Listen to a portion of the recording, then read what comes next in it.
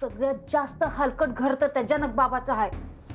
जेव्हापासनं त्या अवधसा पोरगी घरी आल्या नव, अहो जगणं कठीण केलंय होती ना माझं. अगं ती एवढीशी पोरगी किती गरीब वाटत्या. तिनं काय केलंय तुझं? चेहऱ्यावर जाऊ नका तिच्या. खालमुंडी आणि पाता धोंडी आहे नुसती.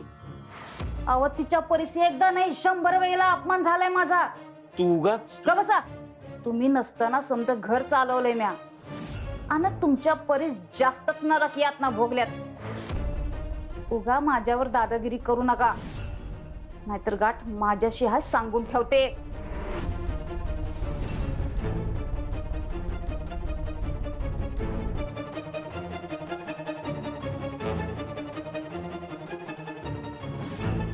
देवीनं तिथनं वाचवलं आणि हिथं या चेटकिनीच्या तावडीत सापडलो.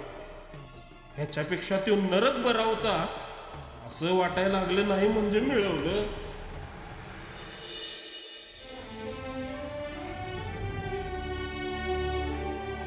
तू जाई मी कट्टी होते तुझ्याशी, चिडले होते, पण मला आता खरंच वाईट वाटतंय ग.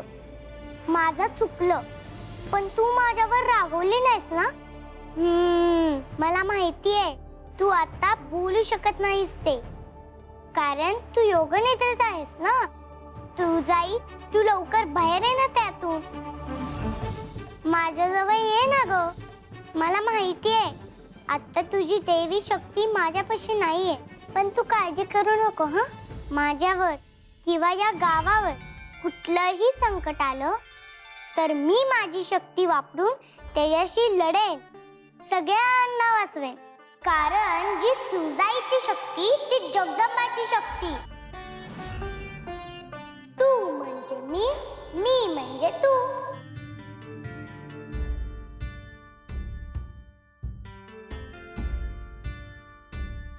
अरे वा, पूजा झाली. पण किती सुंदर पूजा रचली आहेस ग तू, माझी गुणाची लेखते. बरं हे घे, देवीजवळ नैवेद्य दाखव. देवी आई, घरात जे काय होतं ते तुझ्या समोर ठेवलंय बघ, गोड मानून घे.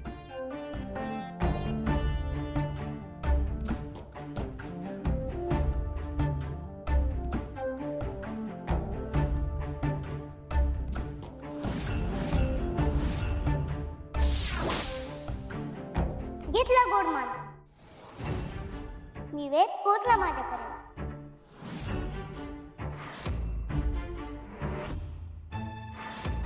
काय बोललीस ग? नाही, काय नाही.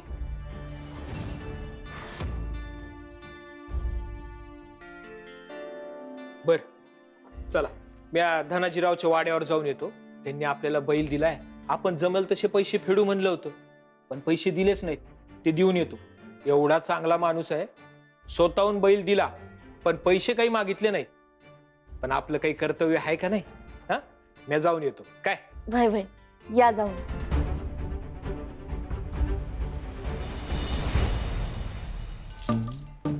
ए नाही नाही, असं खोटं नाही बोलायचं. नियम म्हणजे नियम, तो मोडायचा नाही. मी काय नियम मोडलाय? जा, तूच खोटं बोलतेस. अरे थांबा, का म्हणताय एवढे? बघ ना जगदंबा, हा किसना नियम मोडतोय. किती सांगितलं तरी ऐकतच नाही. ह्याला काय तर शिक्षा कर आता. ए नाही ग, या रेषेच्या आत उभारायचा नियम हिने आधी सांगितलंच नव्हता. मग मी का शिक्षा घेऊ? तुला शिक्षा मिळालंच पाहिजे. मी नाही घेणार. अरे थांबा, भांडू नका. मला कळलंय काय झालंय ते.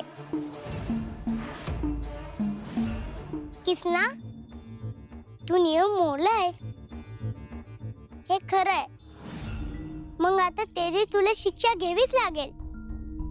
अगं पण हे बघ, पहिल्याच्या शर्यतीत नेम असतो ना. पुन्हा सांगितलं नाही म्हणून काय झालं? तो मोडणं चुकीचं आहे ना.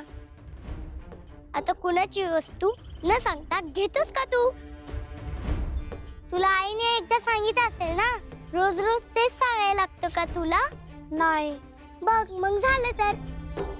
एकदा आपल्याला नियम कळला की कायमचा तो पाळ्यातच असतो, हो की नाही? हो. हो.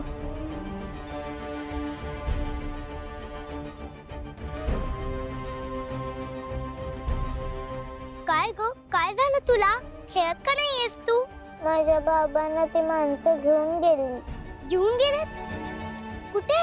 सावकारांच्या वाड्यावर. लोहार काकांना वाड्यावर घेऊन गेले?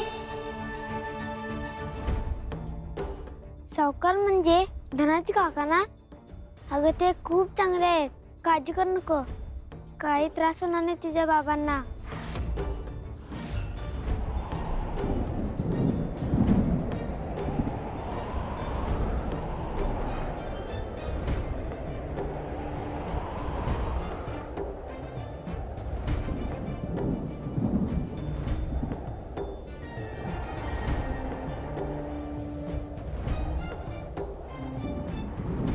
हा अंधार पुन्हा आला. काय अर्थ असेल याचा?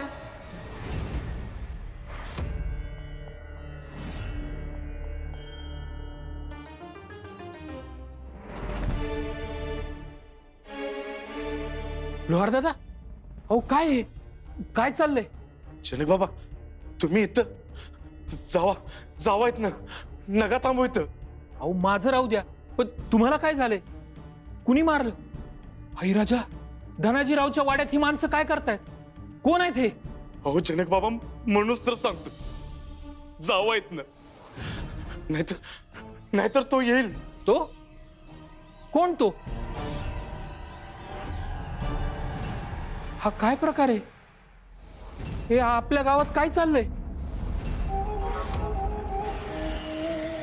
आतापर्यंत जे रिपो आपण पाठवले त्यांच्यापैकी कुणाकडे इतरांना भुलवण्याचं कौशल्य होतं, तर कुणाकडे इतरांना जाळून भस्मसात करण्याचं सामर्थ्य होतं. पण हा रिपू हा थोडा वेगळा आहे.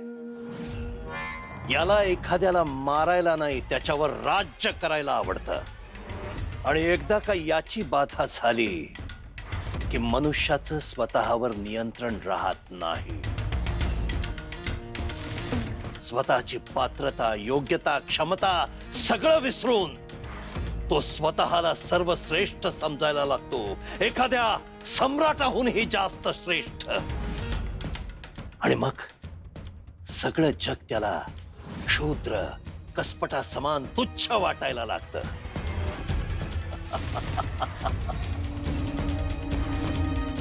सर्व गुलामांचे त्राता, भिंगार गावचे भाग्य विधाता, तुमचे नवीन करता धरता येत आहेत हो.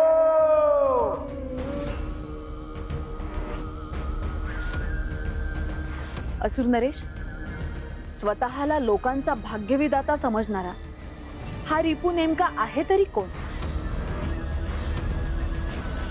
मद मद मद मद मद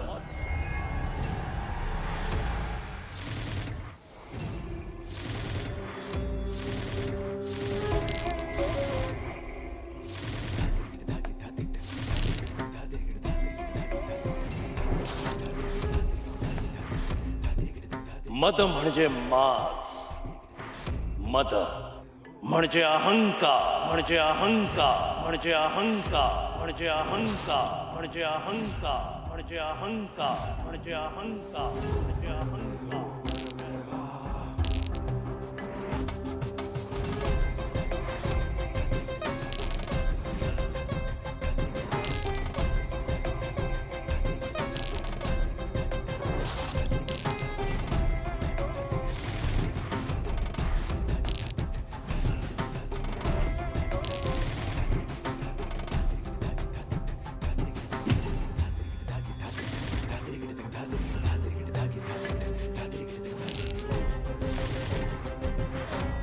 स्वतःला सम्राटांचा सम्राट समजणारा आणि त्याच माजात वावरणारा हा रिपू म्हणजे मद. आता हा मद भिंगार गावात राज्य करण्यासाठी पोहोचलाय आणि यावेळी तो जगदंबाच्या मागे जाणार नाही, तर जगदंबा स्वतःहून चालत अलगत्याच्या जाळ्यात येईल.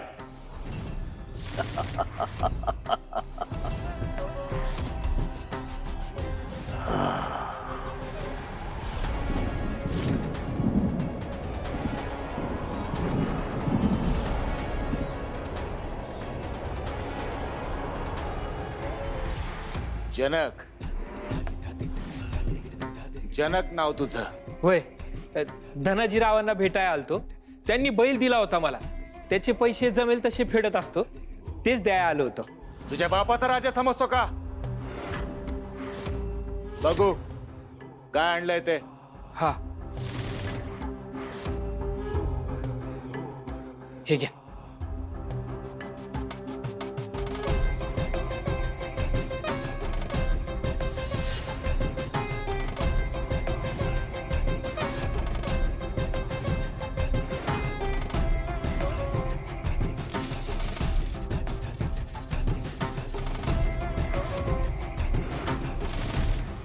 एवढीशी रक्कम ही खातोस मला? हे बघा, तुम्ही जरा सांभाळून. हे बघा, धनाजीराव कुठे आहेत? माझा आणि त्यांचा व्यवहार झाला होता. तुम्ही त्यांना बोलवा. बोलवा त्यांना. ए, जास्त बोलू नकोस. मालकांसमोर तोंड वर करून बोलायचं नाही. हे थांब. त्यानं अजून मला ओळखलं नाहीये म्हणून त्याचं तोंड एवढं चालतंय. या भिकारडानेही ओळखलं नव्हतं. याची अवस्था पाहिली ना काय झाली. घोषणा ऐकली नाही वाटतं मगाशी.